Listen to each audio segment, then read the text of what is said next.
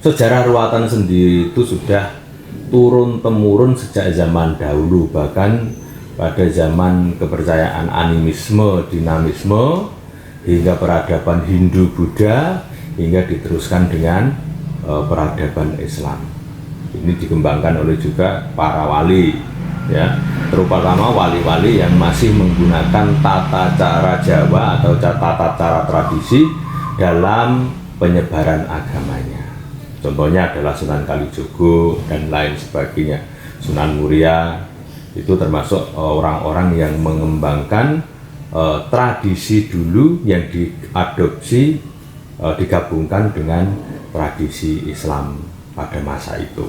Nah, sejarah seperti itu. Jadi ruatan itu tidak hanya muncul ujuk-ujuk kalau secara Islam itu adalah ru'yah, ya, itu ru'yah. Tapi ruatan itu lebih dari ru'yah, karena ruatan itu mempunyai energi-energi yang lain dengan ru'yah, walaupun ada beberapa yang sama. Dalam ruatan pun ada beberapa cara yang sama dengan ru'yah, menggunakan ayat-ayat yang digunakan untuk ru'yah. Nah, itu adalah sejarahnya. Jadi mulai dari zaman dahulu hingga zaman para wali itu tetap menggunakan cara itu. Cuma pada tempo dulu itu mungkin ruatan itu masih menggunakan sesaji-sesaji yang digunakan untuk lelembut dan lain sebagainya. Tapi ketika para wali itu digunakan sesaji ini untuk bersedekah, artinya menggelar sesaji itu untuk dimakan bersama, untuk diberikan kepada masyarakat. Nah, itu yang kita gunakan saat ini. Ruatan sendiri itu dibagi menjadi dua, yaitu ruatan Sukerta dan ruatan Sengkala. Ruatan Sukerta adalah ruatan yang digunakan atau diperuntukkan oleh orang-orang yang mempunyai takdir buruk, atau sudah menurut kepercayaan Jawa itu orang-orang yang sudah ditakdirkan mempunyai energi negatif, seperti anak ontang-anting, ada sendang kabit pancuran, ada kedono kedini, ada kemba pendowo, gitu, pendowo, terus kemudian dan lain sebagainya, banyak sekali. Itu sudah ditakdirkan demikian. Misalnya anak ontang-anting yang sudah dari Tuhan seperti itu, ya, mempunyai saudara 5, misalnya pendowo, dari Tuhan pun sudah demikian. Ya, itu karena takdir Tuhan. Itu dipercayai mengandung Sengkala. Itu disebut Sukerta. Yang kedua adalah Sengkala, ruatan Sengkala. Ruatan Sengkala ini digunakan oleh orang-orang, diperuntukkan orang-orang yang terkena energi buruk disebabkan dari 4 hal, yaitu karma pribadi, doa buruk orang lain, gangguan lembut, dan janji atau nadar yang lupa. Nah, ini seperti itu. Jadi ruatan itu memang difungsikan berbeda. Kalau ruatan Sukerta itu digunakan ritualnya menggunakan media wayang dan ubur rambe sesajinya. Tapi kalau ruatan Sengkala itu tidak menggunakan pertunjukan wayang kulit, hanya sekedar selamatan, dan ada beberapa ubur rambe yang digunakan. Nah, seperti itu.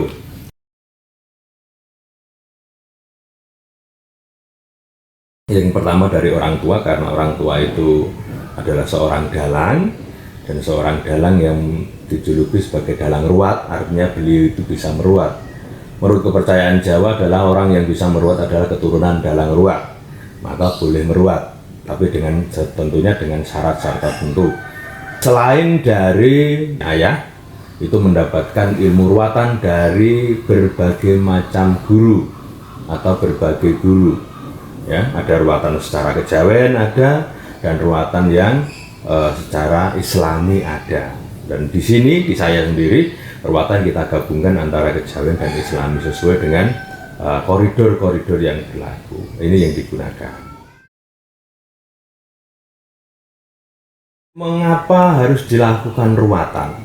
Nah, saya katakan tadi untuk ruatan, gitu, kalau ruatan Sukerta kan jelas disebabkan oleh orang-orang yang memang ditakdirkan mengandung balak atau Sukerta, ya, Sukerta seperti itu. Oleh sebab itu mereka cenderung mempunyai karakter yang berbeda, secara auratik dan secara gelombang tubuh pun berbeda, gitu. Sengkala ruatan sengkala juga sama diperuntukkan orang-orang yang terkena sengkala, karma pribadi, doa buruk orang lain, gangguan lembut, dan janji yang lupa. Semuanya itu menyebabkan energi buruk yang terdapat pada tubuh mereka. Nah, untuk meneliti, untuk mengerti aura buruk atau gelombang buruk, oh orang ini ada sengkalanya, oh orang ini tidak ada sengkalanya, itu melalui deteksi. Gitu. Deteksinya harus menggunakan deteksi aura. Orang yang mempunyai sengkala itu auranya akan cenderung keruh dan gelap.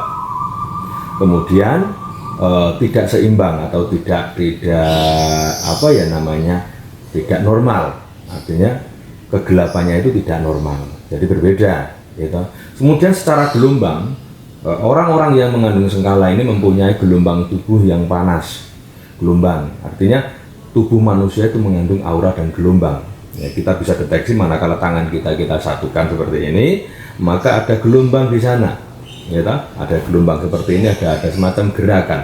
Ya, gelombang inilah yang kita rasakan, kita deteksi. Oh, orang ini terkena sengkala, oh orang ini tidak. Walaupun nasibnya mungkin tidak jauh berbeda, mungkin rezekinya buruk, atau sakit tidak sembuh-sembuh, atau jodohnya jauh, atau apa itu, ingin nyalon sesuatu, nyalon lurah atau bupati atau apa, tidak jadi-jadi, terus kemudian apa itu, rezekinya betul-betul mampet, terus kemudian kantong bolong itu dia rezekinya banyak cuma tidak bisa menyimpan, terus kemudian susah untuk naik, menciptakan karir, susah menjadi usahawan dan lain sebagainya karena energinya tersumbat di sana dan buruk.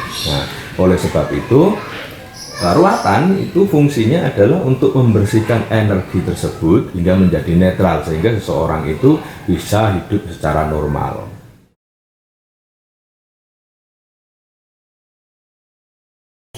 Ruatan itu memerlukan syarat, karena bentuk ritual apapun itu hanya kapasitasnya 1%. 99% adalah akal dan budi manusia. Tidak ubahnya dengan kita melakukan sholat atau wirid atau amalan apapun, itu kapasitasnya hanya 1%. 99% adalah akal dan budi manusia. Artinya apa? Akal kita harus percaya bahwa dengan ritual itu kita dapat menyelesaikan permasalahan kita. Hati kita harus mempunyai keyakinan bahwa dengan ritual itu maka akan terselesaikan apa yang kita harapkan. Nah, begini. Karena ritual itu hanya 1%, fungsinya 90% adalah akal dan budi manusia, artinya kepercayaan dan keyakinan kita. Diibaratkan anak panah, ruatan itu berada di ujung atau bedor atau lancipnya, itu bedor anak panah. Sedangkan apa itu apanya itu? Busurnya ya. Busur itu sebagai pegangan kita, ya, kepercayaan kita. Terus kemudian langkapnya, gendewonya, yang kita angkat ini adalah keyakinan kita. Jadi tajamnya itu adalah ruatan itu sendiri, ritual itu sendiri, pegangan busurnya, tangkai busurnya itu adalah kepercayaan kita. Kemudian ketika kita menariknya ini adalah keyakinan kita. Begitu kita lepas, jebret. Nah, ini maka ritual itu akan berlangsung bersama-sama sehingga membentuklah 100% dari hasil ritual itu akan menjadi kenyataan. Lah, tidak jauh berbeda dengan doa kita, wirid kita, sholat kita, dan lain sebagainya yang bentuknya sebuah ritual. Diperlukan adalah tujuan, kepercayaan, dan keyakinan. Disinilah menjadi sebuah kolaboratif sehingga kepercayaan itu dan keyakinan bisa mendorong sebuah tujuan, sebuah ritual.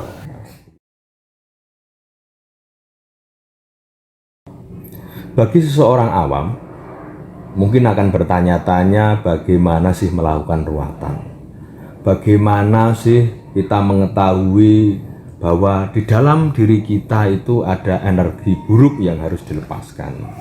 Nah, pertama-tama memang mau tidak mau, kalau secara sains itu ada fotografi Kirlian, yaitu foto yang eh, mencetak atau memotret sebuah aura yang muncul pada tubuh manusia. Kemudian secara gelombang tubuh juga ada pendeteksinya secara saintifik. Nah, tapi kalau itu kesulitan, maka harus mencari orang-orang yang betul-betul tahu tentang auratik, gitu. Karena tidak semua mata manusia itu peka. Diperlukan orang-orang yang memang betul-betul peka dalam melihat aura. Yang kedua adalah mengerti tentang gelombang tubuh. Artinya tubuh manusia itu ada 7 cakra, dan semuanya itu ketika perputaran aktif, maka tubuh kita akan bergelombang. Nah, di dalam gelombang itu harus dideteksi, dan orang yang mendeteksi pun harus betul tahu bahwa oh ini adalah gelombangnya tidak normal, oh ini mengandung sengkala, oh ini tidak. Nah, ketika sudah diketahui tentang gelombang atau aura yang terdapat pada tubuh manusia, maka hasil tersebut akan menentukan oh ini betul-betul ada sengkala atau ada sukerta yang terdapat pada tubuh manusia. Nah, oleh sebab itu setelah itu harus dibersihkan. Pembersihannya juga kepada orang-orang yang bisa atau tahu tentang ilmu ruwatan, karena tidak semua orang juga tahu. Banyak orang yang punya ilmu ruwatan tapi secara regeneratif, artinya keilmuannya tidak sesuai dengan nasabnya. Nah, itu kadang kan berbeda. Pokoknya orang yang meruat itu punya ilmu ruwat, betul ilmu ruwat. Cuma di sini ada penandasan bahwa orang-orang yang bisa meruat itu adalah ras atau keturunan dalang yang dari Sangga Buwana atau dalang Soponyono. Nah, di sini bukan berarti keturunan darahnya tidak, tapi turas keilmuannya yang manjing ke sana. Nah, seperti itu, tidak mereka-reka membuat sendiri dengan cara itu. Nah, orang yang ingin diruat, maka beliau harus mendatangi orang tersebut, orang yang bisa meruat itu, sehingga terjadilah kesepakatan dan ada keyakinan dan kepercayaan dalam dirinya untuk melakukan ritual itu. Nah, saya kira seperti itu penjelasannya tentang ruwatan. Tentang ruwatan itu apa, mengapa harus dilakukan ruwatan, terus kemudian kemana kita melakukan ruwatan, ini sudah jelas. Boleh dikatakan bahwa ini adalah